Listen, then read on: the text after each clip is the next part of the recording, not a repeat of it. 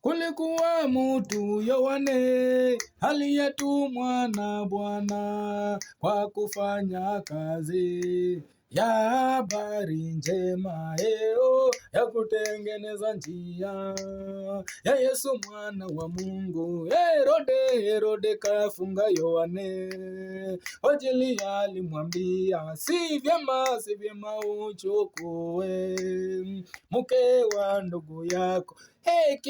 Hekima ya dunia usishiriki nayo, ni mauti.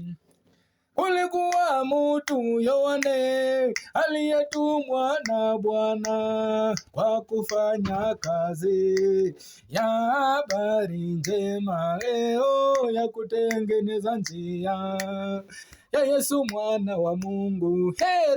Herode kafunga Yohane, ajili alimwambia si vyema uchukue mke wa ndugu yako. Hekima ya dunia usishiriki nayo, ni mauti.